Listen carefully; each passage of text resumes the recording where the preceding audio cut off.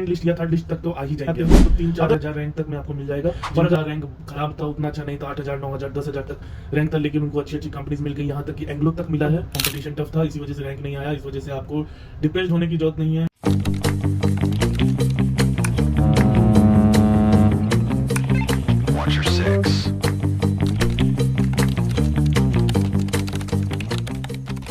Hello everyone, सो IMU CET का result आ चुका है। कुछ लोग बहुत खुश हैं, कुछ लोग उदास हैं और कुछ लोग बहुत ज़्यादा उदास हैं। वो लोग बहुत खुश हैं जिनको अच्छा रैंक आया या फिर एक डिसेंट रैंक आ गया और उनके पास स्पॉन्सरशिप था, तो वो खुश हैं कि अब वो आराम से मेरिट लिस्ट में आ जाएंगे और वो चले जाएंगे इंस्टीट्यूट में अपना DNS करने एक रैंक के साथ। दूसरे वो लोग हैं जो टेंशन में हैं कि अब क्या होगा, उनका रैंक इस तरह का रैंक है कि वो डाउट में है कि उनको IMU कैंपसेस मिलेंगे या नहीं, या फिर उनको फिर फेब बैच के लिए DNS के लिए जाना पड़ेगा। कुछ लोग बहुत ज़्यादा परेशान हैं क्योंकि उनका रैंक बहुत कम है और बहुत कम रैंक होने की वजह से उनको IMU कैंपस का तो कोई चांस है नहीं और उनके पास स्पॉन्सरशिप भी नहीं है, तो वो अब करेंगे क्या। चौथे लोग वो हैं जिनको रैंक ही नहीं आया और वो लोग बहुत ज़्यादा डिप्रेस्ड हैं कि अब करें तो क्या करें। तो सबसे पहले शुरू करते हैं उनके लिए जिनके पास रैंक है और थोड़े से परेशान है कि IMU कैंपस मिलेगा कि नहीं। तो सबसे पहले बता दें, अगर आप जनरल कैटेगरी में हैं और आपके पास रैंक अंडर 2000 है, तब आप ट्राई कर सकते हैं IMU कैंपस में। IMU कैंपस में आपको BSc DNS और BTech आराम से मिल जाएगा। आराम से नहीं, मतलब सेकेंड लिस्ट या थर्ड लिस्ट तक तो आ ही जाएंगे आप। अगर उसके बाद से आप अगर OBC में आते हैं तो 3-4 हजार रैंक तक में आपको मिल जाएगा, और अगर SC ST आते हैं तो 6 से 7 हजार रैंक तक में आपको IMU कैंपस मिल जाएंगे। तो ये अगर रैंक है आपके पास तो अच्छी बात है। और DNS स्पॉन्सरशिप के लिए आपको SCI में अगर शॉर्ट लिस्ट होना है, तो अगर आपका जनरल का रैंक अंडर 3000 है तो मिल जाएगा। यही सेम IMU कैंपस का ही समझ लीजिए, काउंसलिंग के तरह का, मतलब जो रैंक आपको IMU कैंपस में मिल जाएगा वही रैंक में आपको SCI भी मिल जाएगा। लेकिन अब SCI का थोड़ा सा क्राइटेरिया चेंज है। SCI वाले इंटरव्यू भी लेते हैं, इंटरव्यू में फेल भी करते हैं। पहले इंटरव्यू में फेल नहीं करते थे, अब फेल भी करते हैं क्योंकि उनको भी समझ में आ गया है कि इंटरव्यू लेना बहुत ज़रूरी है। सो ये है उनके लिए जिनका रैंक थोड़ा बहुत सही है। अब वो लोग जिनका रैंक खराब है और वो कंफ्यूज हैं कि क्या करें, तो देखो भाई, कुछ नहीं किया जा सकता है। अब आप फेब बैच के लिए तैयारी कीजिए। फेब बैच में ऐसा नहीं है कि आपका खराब रैंक है तो आपको स्पॉन्सरशिप नहीं मिलेगा। आपका अगर इंटरव्यू परफॉर्मेंस अच्छा रहता है तो आपको मिल जाएगा। हमारे IMU में बहुत ऐसे कैंडिडेट हम लोग देख चुके हैं जिनका रैंक खराब था, उतना अच्छा नहीं था, 8,000 9,000 10,000 तक रैंक था, लेकिन उनको अच्छी अच्छी कंपनीज मिल गई, यहाँ तक कि एंग्लो तक मिला है। तो इसीलिए आप जा सकते हैं। आपको बस अच्छे से इंटरव्यू की तैयारी करनी है।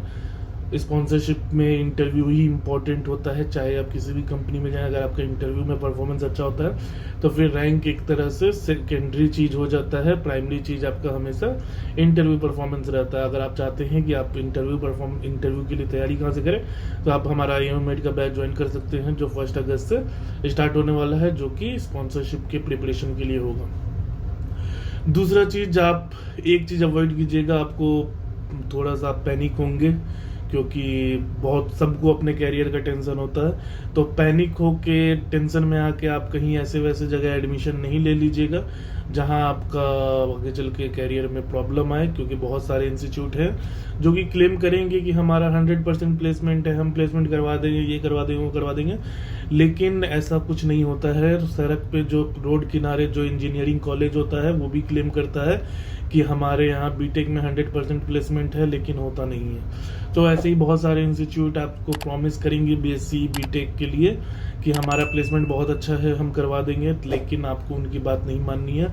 BSc हमेशा याद रखिए IMU कैंपस से ही अच्छा है। अगर आपके पास बहुत पैसा है तब आप तोलानी जा सकते हैं, क्योंकि तोलानी का प्लेसमेंट अच्छा है। बाकी हमको कहीं का भी पसंद नहीं है, कहीं भी प्लेसमेंट 50% 60% से ज़्यादा नहीं है।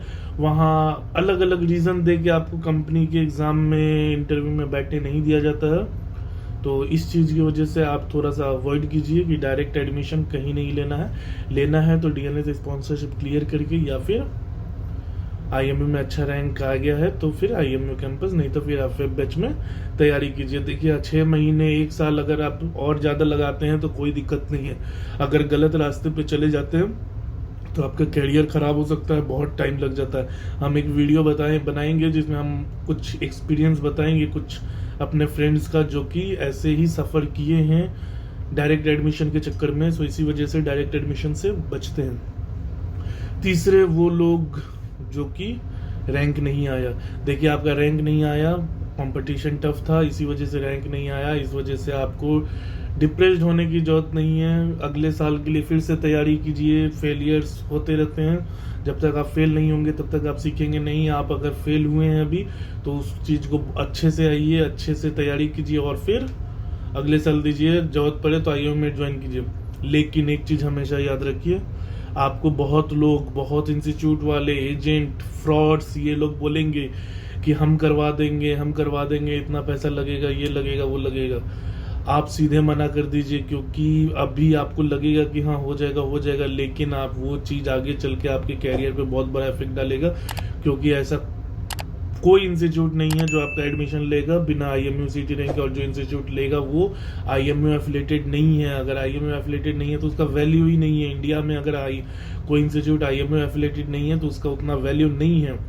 तो इसीलिए याद रखिए, IMU CET रैंक होना बहुत ज़रूरी है। अगर आपको कहीं एडमिशन लेना है, कोई बोल रहा है कि हम दिलवा देंगे, तो आप नहीं जाइए। दूसरा चीज़, बहुत लोग आपको ये भी बताएंगे कि दूसरे कोर्सेज कर लो, HND कर लो, फिर ऑस्ट्रेलियन टेक कैडेट कर लो, ये कोर्स कर लो, GP रेटिंग कर लो।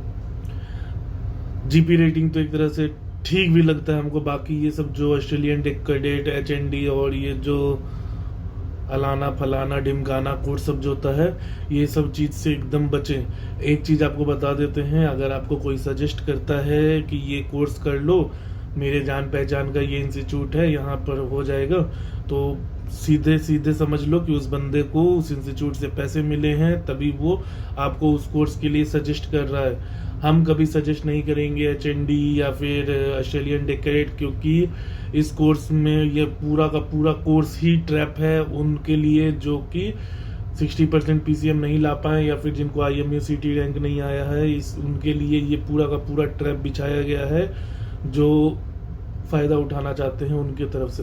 तो इसीलिए ये सब चीज़ें अवॉइड करनी है।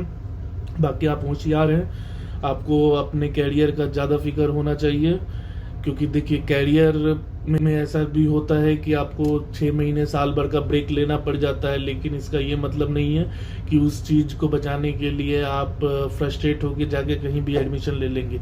तो इस चीज़ के लिए बचें। बाकी चलिए आज के लिए इतना ही रखते हैं। Tata, bye bye, take care.